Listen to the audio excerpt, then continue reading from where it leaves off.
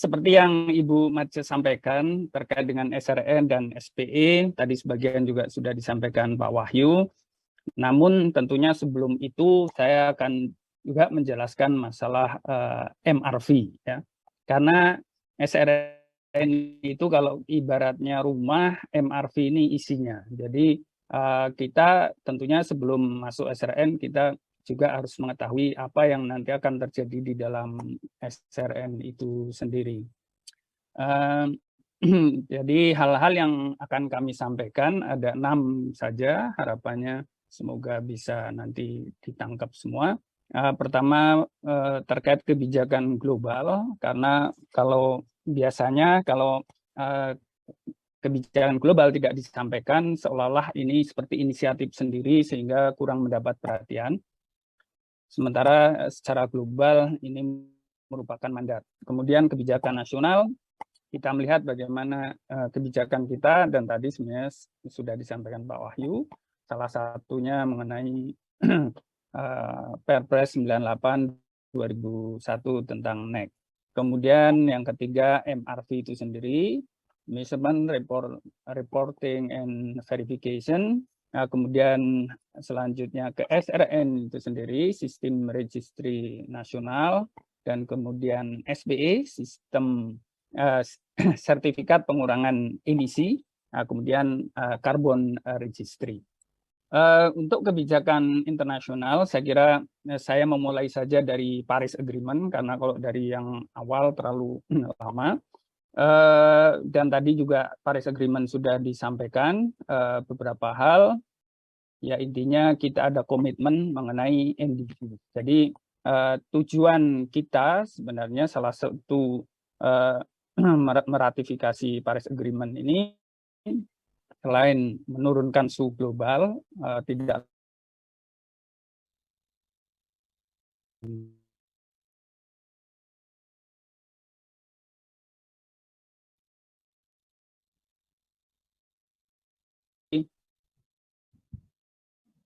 ya, Mohon maaf Pak, suaranya terputus-putus.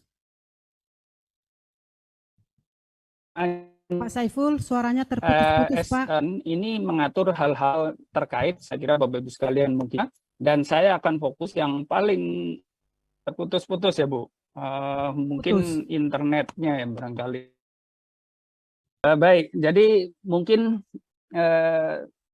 ya untuk kebijakan internasional saya mulai saja dari persetujuan Paris Agreement, dan saya kira semuanya sudah tahu mengatur banyak hal.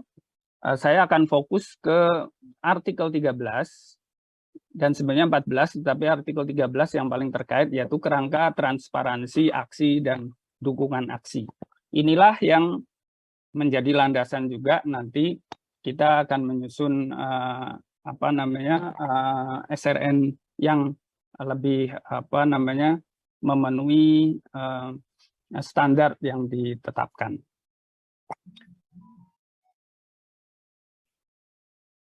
Ya. Di Enhanced Transparency Framework ini di artikel 13 ya kita memahami bahwa terkait dengan perdagangan karbon yang hari ini didiskusikan, kalau dulu saya kira juga mungkin sudah dijelaskan bahwa diawali dengan Kyoto Protocol, ini mulai ada perdagangan, dan kemudian itu rejim Kyoto Protocol sekarang sudah masuk rejim Paris Agreement. Pada saat Kyoto Protocol kita paham bahwa negara sedang berkembang seperti Indonesia itu tidak memiliki kewajiban untuk mengurangi emisi. Kewajiban hanya ditujukan kepada negara Annex 1 ya, negara-negara maju. Nah, oleh karena itu yang terjadi banyak sekali sekarang perdagangan yang sifatnya voluntary, offset, upaya pengurangannya itu kemudian dijual ke luar negeri tanpa ada konsekuensi yang lain. Nah, setelah Paris Agreement disepakati, ya tidak tahu apakah ini merupakan kekalahan negara sedang berkembang, tetapi di Paris Agreement ini semua negara, setiap negara ini memiliki kewajiban untuk mengurangi emisi. ya, dan memiliki kewajiban untuk melaporkan informasi yang komprehensif dan transparan mengenai emisi gas rumah kaca dan aksi-aksi yang dilakukan untuk mengurangi perubahan iklim, termasuk juga means of implementation. Jadi ini yang agak berbeda dengan Kyoto Protocol, ya. Dan dalam perdagangan, apakah itu perdagangan emisi atau offset, dalam hal ini utamanya offset, itu kita harus hati-hati karena di Paris Agreement ini kita harus menghindari adanya greenwashing, ya. Jadi kita harus hati-hati. Artinya kebanyakan perdagangan offset itu adalah untuk neutrality di misalnya unit usaha, karena dia mengemisi sehingga dia harus beli agar dia neutral, tidak mengemisi. Tetapi tujuan Paris Agreement ini bukan untuk neutrality, tetapi mengurangi emisi. Jadi semua harus mengurangi emisi. Kalau mereka hanya beli offset saja, terus dia tetap mengemisi, itu sebenarnya itulah yang kita khawatirkan sebagai greenwashing. Karena bagaimanapun mereka harus mengurangi. Nanti offset itu mungkin diizinkan apabila memang tidak ada teknologinya atau akan sangat sulit sekali mengurangi. Nah, itu nanti baru bisa offset. Tetapi kalau karena pemikiran bisnis saja, misalnya karena kalau saya harus mengganti alat itu mahal, sementara beli dari Indonesia itu murah, mending beli saja. Nah, itulah yang environment integrity-nya harus kita lihat. Jadi Enhanced Transparency Framework ini akan merupakan mekanisme di mana aksi dan komitmen para pihak dapat terukur, terlaporkan, dan terverifikasi. Jadi measurable, reportable, and verifiable. Dan ini penting karena akan membangun building trust, ya, and confidence. Jadi kalau nanti orang melihat bahwa ada unit usaha mengklaim, karena klaimnya itu secara transparan, metodologinya jelas, sehingga akan percaya orang bahwa oh ya dia sudah melakukan dengan benar. Jadi ini meningkatkan trust. Selanjutnya, ya ini masih kerangka transparansi, saya kira saya lanjutkan saja. Ini juga mengenai komitmen para pihak yang tadi saya sampaikan terkait dengan NDC. Jadi pada saat kita meratifikasi Paris Agreement, kita ada komitmen yang harus kita capai, yaitu 29, dan ini target ini dinamis, ya. Jadi kita dulu pertama punya INDC, Intended National Determined Contribution, kemudian kita punya First NDC, dan kemudian ada updated NDC, dan sebentar lagi karena tekanan, ya bukan tekanan, karena memang kita harus meningkatkan ambisi, ya, untuk bisa mencegah suhu naik 2 derajat, karena menurut hasil IPCC report ternyata 2 derajat itu bisa tercapai di pertengahan abad ini, ya, bukan di akhir abad ini. Jadi kita semua dituntut untuk meningkatkan ambisi, sehingga nanti ada enhanced NDC dari Indonesia juga. Namun masih belum selesai, masih di Presiden.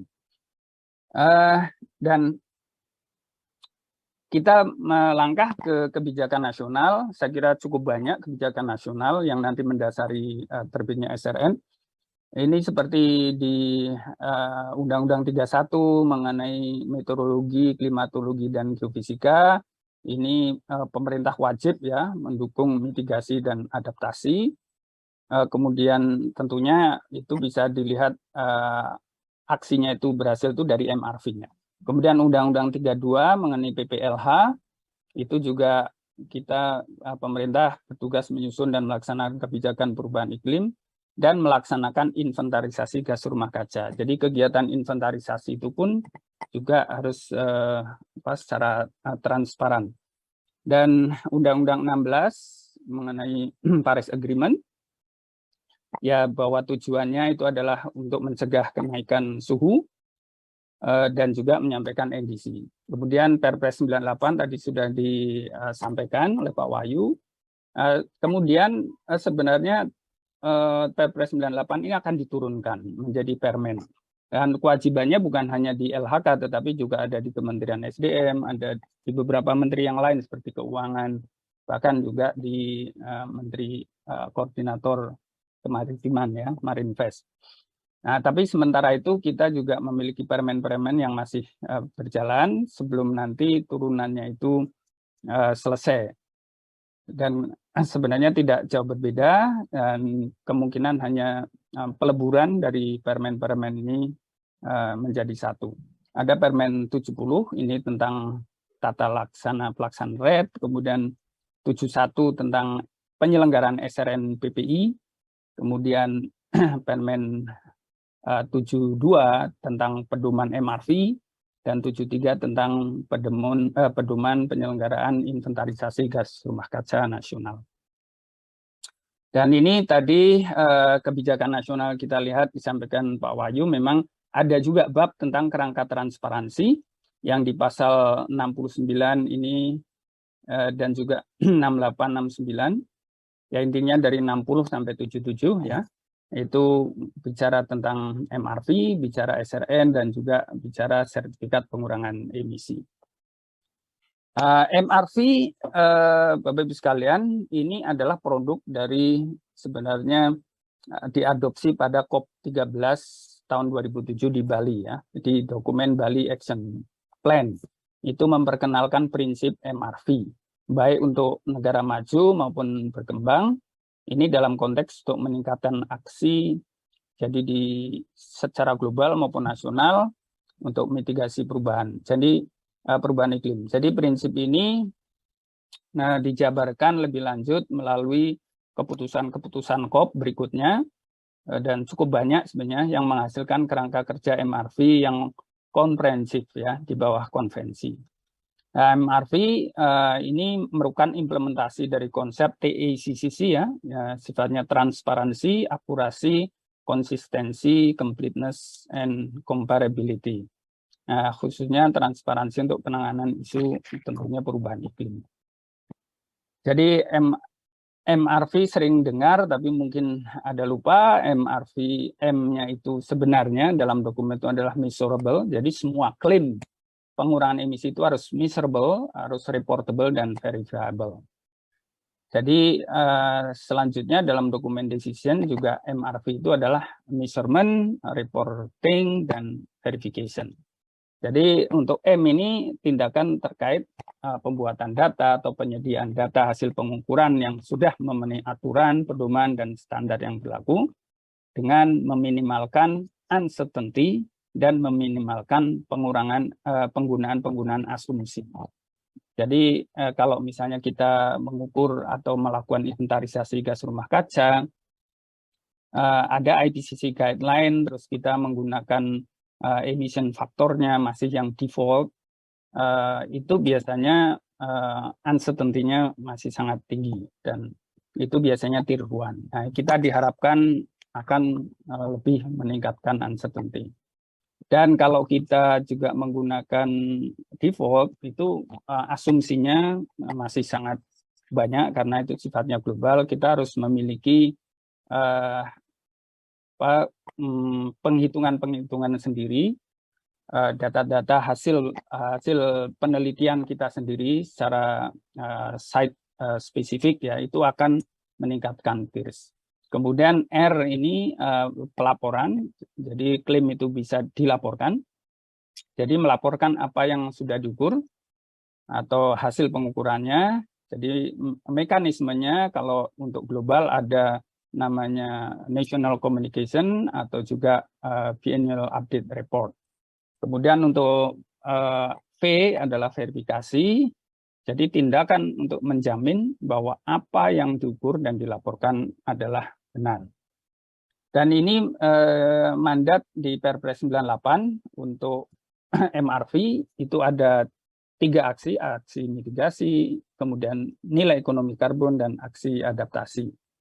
Jadi untuk measurement masing-masing ya, untuk aksi mitigasi tentunya untuk memperoleh besaran emisi atau serapan, kalau kita konteks land hutan ya itu serapan.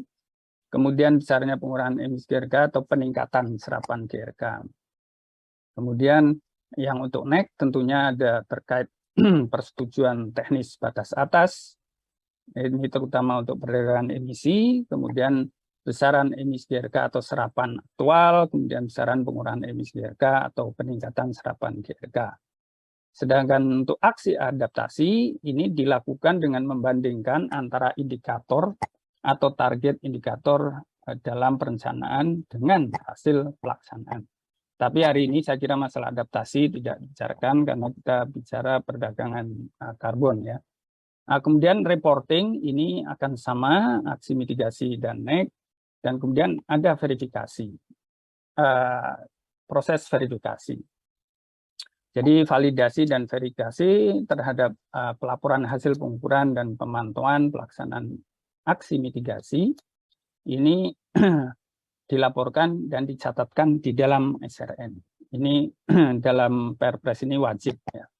Kemudian bagi usaha atau kegiatan yang melaksanakan NEC, khusus untuk yang nilai ekonomi karbon, terkait dengan perdagangan karbon dan pembayaran berbasis kinerja, ini wajib menyertakan hasil validasi dan verifikasi yang dilakukan oleh validator dan verifikator independen. Dan validator, verifikator independen ini memiliki kompetensi sebagai validator dan verifikator capaian aksi mitigasi perubahan iklim. Dan mohon maaf.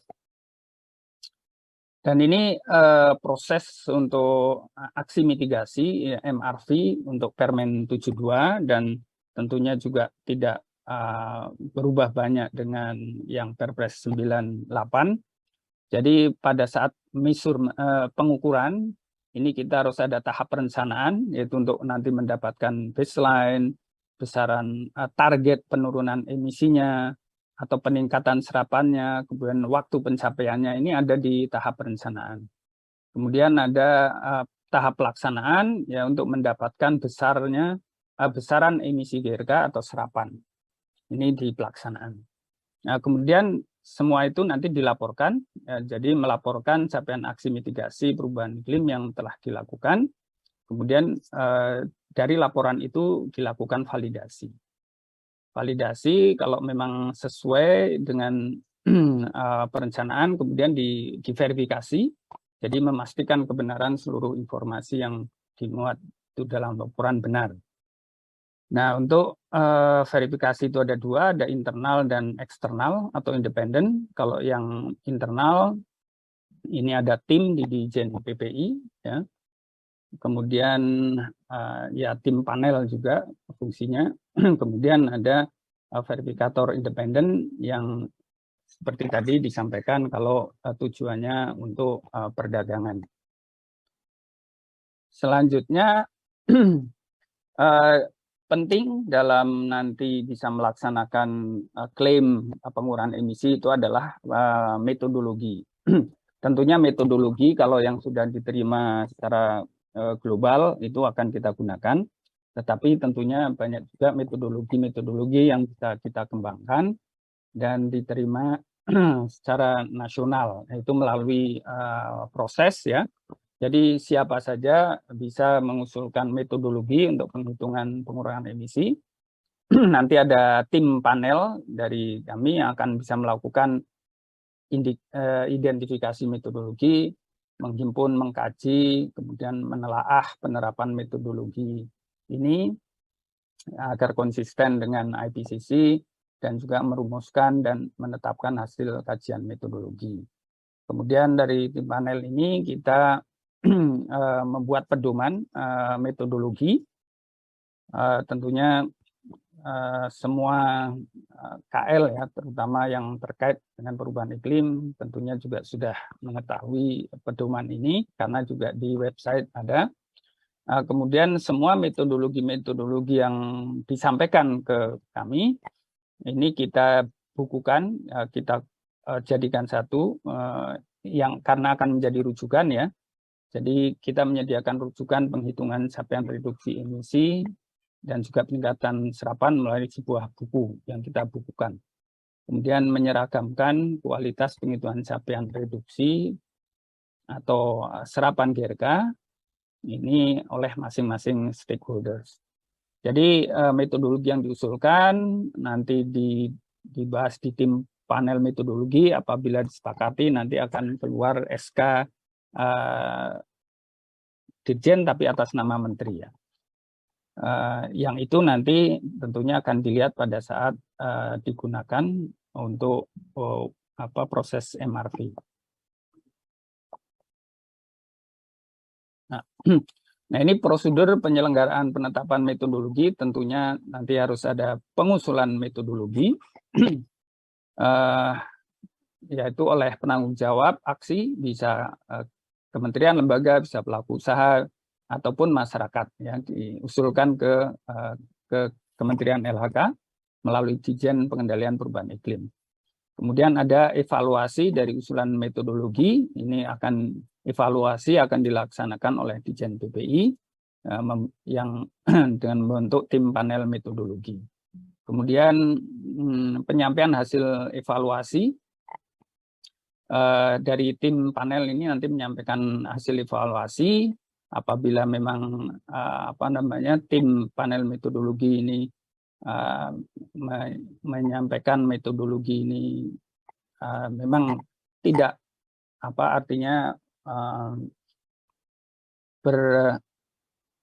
tidak bertentangan atau dia bisa sejalan dengan IPCC, ini akan diterima dan nanti akan ditetapkan hasil evaluasi tersebut dan akan dilakukan diseminasi metodologi. Dan ini salah satunya bisa dicek di website KLHK atau PPI terkait dengan metodologi yang sudah disepakati. Nah, ini telah dihasilkan 39 metodologi yang disepakati secara nasional. Ada sektor energi, ini paling banyak, ada 23 metodologi, sektor kehutanan itu ada 4 metodologi, sektor limbah ada 8 metodologi, pertanian 3 metodologi, dan IPPU baru 1 metodologi. Tapi mereka akan terus mencoba mengembangkan. Untuk pengukuran aksi mitigasi yang tadi measurement, ini yang tadi saya sampaikan ada perencanaan, ada pelaksanaan. Nah, dalam penghitungan besarnya emisi, nah inilah perlu penetapan metodologinya seperti apa. Saya kira ini tadi sudah saya jelaskan. Kemudian selanjutnya untuk pelaporan. Nah, untuk pelaporan di Permen NDC sesuai Perpres 98 yang akan diturunkan nanti NEC, ini agak sedikit berbeda dengan pelaporan di Permen 72. Untuk pelaporan nanti ada namanya DRAM, ya, dokumen rancangan aksi mitigasi, dan ada laporan capaian aksi mitigasi. Ya, DRAM ini sebenarnya ya mirip dengan kalau di Project World Bank itu ya mungkin sama dengan PDD ya kalau di CDM, atau ARPD kalau di Project FCPF. Jadi kira-kira itu intinya.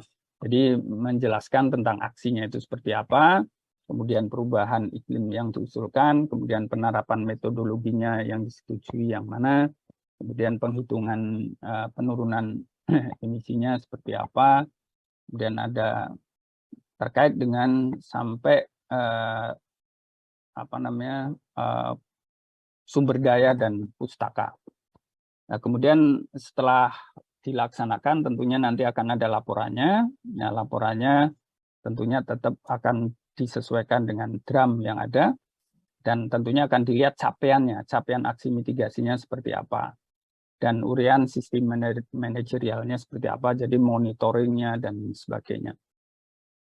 Nah, kemudian untuk validasi, memang sebelumnya ada internal dan eksternal, tetapi untuk di Perpres 98 ini eksternal ini lebih spesifik disebutkan sebagai verifikator independen. Jadi kalau internal itu nanti kalau validatornya internal, validator dan verifikatornya itu internal, ini capaian kinerja adalah hanya hasil capaian kinerja aksi mitigasi.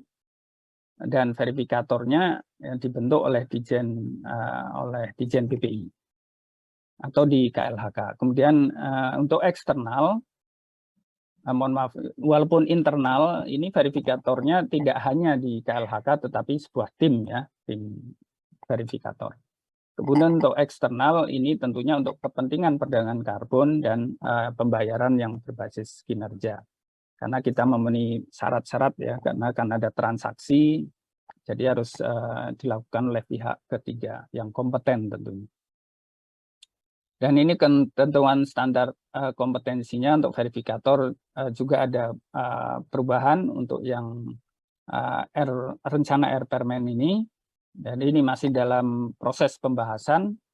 Jadi ada ketentuannya yaitu terakreditasi oleh KAN, memiliki kompetensi sebagai validator dan verifikator, dan tidak memiliki konflik kepentingan. Ya, artinya tidak terlibat langsung dalam proyek. Kemudian kompetensinya juga harus dilihat, dia memiliki sertifikat, memiliki pengalaman, memiliki bukti pendidikan, dan tentunya ada juga sertifikat pelatihan. Nah, selanjutnya kita melihat ke sistem registry nasional yang tentunya di dalamnya MRV dan kerangka transparansi. Tadi sebagian sebenarnya sudah dijelaskan oleh Pak Wahyu juga. Jadi dalam sistem registry nasional nanti seluruh upaya pengurangan emisi itu dilaporkan. Jadi nanti istilahnya bisa mendaftarkan ke SRN. Jadi ada secara umum nanti ada dua ya, kita pisahkan, ada yang hanya untuk penyelenggaraan NEC, ada yang hanya aksi mitigasi adaptasi. Untuk yang penyelenggaraan nilai ekonomi karbon ini ada paling tidak 3 mekanisme, yaitu offset emisi, kemudian result based payment, dan perdagangan emisi. Jadi kalau kita dengar perdagangan karbon itu ada dua, perdagangan emisi dan offset emisi. Nah, kemudian ada result based payment, artinya dia semacam insentif ya. Artinya tidak ada perpindahan unit karbon, tetapi dia bisa memperoleh pendanaan karena telah berhasil mengurangi emisi. Dan ini arahnya nanti memang akan ke sertifikat yang dapat diperdagangkan. Sementara untuk aksi mitigasi, adaptasi saja, pada akhirnya nanti sebenarnya hanya sertifikat apresiasi untuk labeling ya, bahwa perusahaan ini atau unit usaha ini memang sudah mengikuti memperhatikan masalah lingkungan. Nah, untuk semuanya ini, terutama untuk offset dan result based payment, ini akan dilakukan validasi dan verifikasi, kemudian akan dikeluarkan sertifikat pengurangan emisi atau SPE. Ya. Kemudian sementara yang untuk perdagangan emisi yang memiliki batas atas, jadi dia memulainya dari proses inventarisasi, kemudian ada penetapan batas atas, dan kemudian ada persetujuan teknis batas atas untuk pelaku usaha. Kemudian bisa dilakukan perdagangan emisi, yaitu ada proses juga validasi dan verifikasi yang nanti akan bisa masuk juga ke dalam carbon registry ya. SPE pun tercatat di carbon registry. Tapi untuk ini namanya bukan SPE ya. Selanjutnya kita melihat offset emisi. Jadi untuk pelaksanaan nilai ekonomi karbon yang offset. Jadi setelah mendaftarkan di sistem SRN, nanti proses validasi itu dilaksanakan tentunya oleh yang independen, dan kemudian setelah melalui verifikasi akan memperoleh SPE. Dan tentunya sertifikat pengurangan emisi ini kan ada banyak ya, barangkali pelaku usaha sebelum, apalagi pada saat Kyoto Protocol sudah banyak memiliki sertifikat. Ada yang dilakukan oleh Vera, Gold Standard, dan sebagainya. Nanti ada mutual recognition di sini. Dan nanti semuanya akan masuk ke carbon registry. Sementara yang untuk aksi mitigasi saja, mereka hanya akan memperoleh sertifikat apresiasi. Ya ini agak aneh, tetapi faktanya ada ya. Jadi ada pelaku usaha yang mereka, saya tidak maulah ada verifikasi independen karena mahal ya. Tapi mereka ingin menunjukkan bahwa mereka sudah mengurangi, mereka akan memperoleh sertifikat apresiasi. Dan ini tadi juga sudah disampaikan Pak Wahyu, tapi intinya fungsi SRN ini adalah dasar pengakuan ya pemerintah. Dia bahwa dia sudah berkontribusi untuk menerapkan kontribusi dalam pencapaian target NDC. Dan tentunya kalau mengikuti perdagangan akan memperoleh sertifikat pengurangan emisi. Kalau yang tidak akan memperoleh sertifikat apresiasi. Dan yang penting lagi adalah SRN ini memiliki fungsi untuk menghindari penghitungan ganda, ya double counting agar tidak terjadi. Oleh karena itu harus masuk ke registry. Karena kita akan bisa dari data-datanya, termasuk lokasi, semuanya akan terlihat apakah ini nanti double claim atau double payment dan sebagainya. Kemudian juga melakukan tracking ya, penelusuran pengalihan. SRN ini nanti didesain untuk bisa melihat tracing ya. Apakah itu nanti ke luar negeri atau kemana? Karena ada aturan-aturannya ya. Kalau ke luar negeri tentunya mengikuti artikel 6 itu ada ITMOS ya. Nanti harus ada otorisasi, dan kalau itu lewat nanti ada corresponding adjustment, sehingga kita tidak bisa mengklaim NDC kita kalau sertifikat itu dijual ke luar negeri dan dipakai untuk kontribusi di negara yang pembeli. Selanjutnya, ini juga tadi sudah disampaikan, saya kira ya bagi yang belum pernah melihat SRN, saya kira prosesnya sebenarnya seperti ini saja.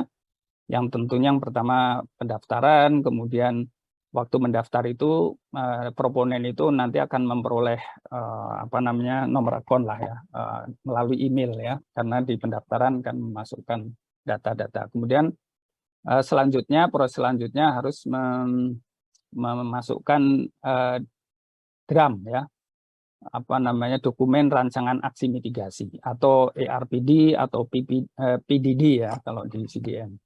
Kemudian prosesnya dilakukan validasi, dan kemudian validasi terhadap DRAM ya. Kemudian proses pelaksanaan itu kalau dalam di lahan itu bisa sampai 5 tahun bahkan lebih.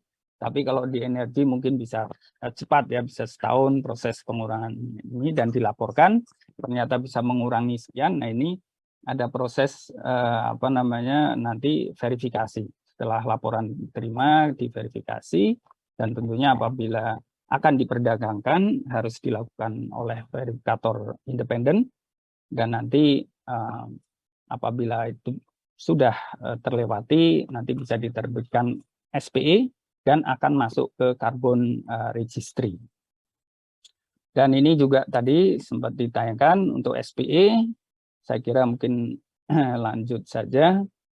Ya ini kita melihat bahwa SPE ini juga nanti barangkali dalam konteks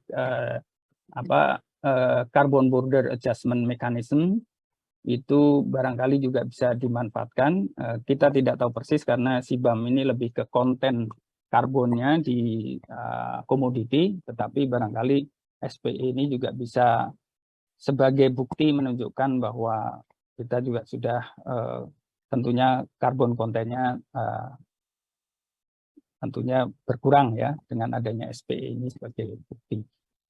Dan untuk tahapan penerbitan SPE, Bapak Ibu sekalian, sekilas tadi juga sudah disampaikan. Jadi yang namanya dokumen DRAM tadi atau PDD atau ARPD kalau di World Bank, Emission Reduction Project Document, ini nanti akan dikirim kemudian akan divalidasi. Tentunya kalau dalam konteks NEC ini akan divalidasi oleh pihak ketiga independen. Kemudian kami di National Focal Point akan melakukan tinjauan dan melakukan registrasi, dan kemudian proyek akan berjalan mengikuti program offset.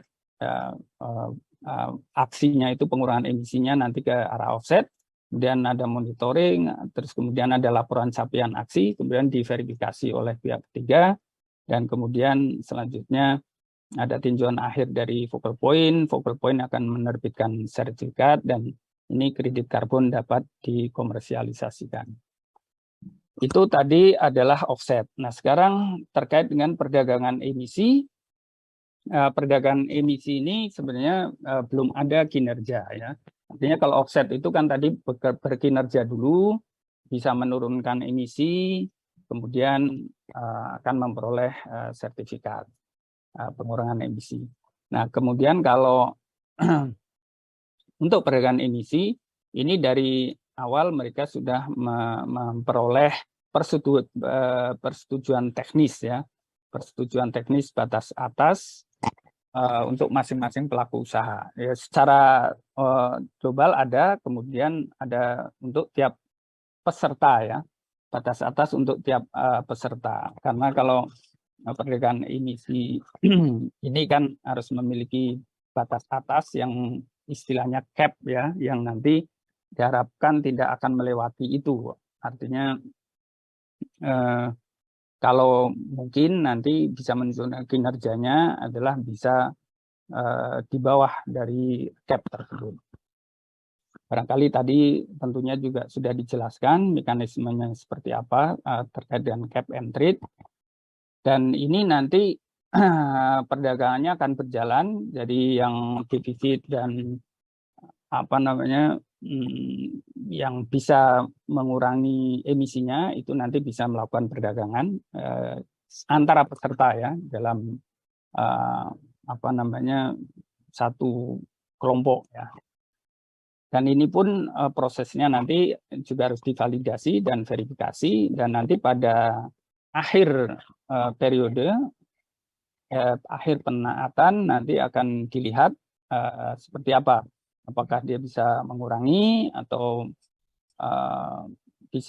apakah dia masih memerlukan maksudnya melewati batas atas. Dan ini bahkan nanti terkait juga dengan masalah pajak, karena pajak juga dihitung dari defisit yang terjadi di pelaku usaha itu. Jadi mendasarkan ke defisit itu pajak karbon diterapkan. Dan dalam konsep di Perpres 98 nanti apabila masih defisit, ya, bisa nanti membeli SPE, asal SPE itu dari sektor tentunya yang sama. Dalam hal ini kalau EBTKE, ya, memiliki SPE, pelaku usaha yang menerapkan energi baru terbarukan, memiliki SPE, tentunya SPE-nya nanti bisa dibeli oleh yang pelaku perdagangan emisi ini untuk mengurangi defisitnya. Dan untuk carbon registry, ini tentunya di SRN kita sudah membangun carbon registry untuk SPE, untuk sertifikat pengurangan emisi, dan juga carbon registry untuk yang tadi perdagangan emisi, yaitu perdagangan persetujuan teknis batas atas emisi pelaku usaha, ya, istilahnya PT BAE PU. Dan ini kita sistem SRN ini nanti ada link dengan apel gatrik, karena proses di ESDM itu di sistem apel gatrik, dan ini nanti prosesnya sudah berjalan by system, ya, tidak secara manual. Saya kira itu Bu Mariza yang bisa saya sampaikan. Mudah-mudahan jelas, dan mohon maaf apabila mungkin kurang jelas. Terima kasih.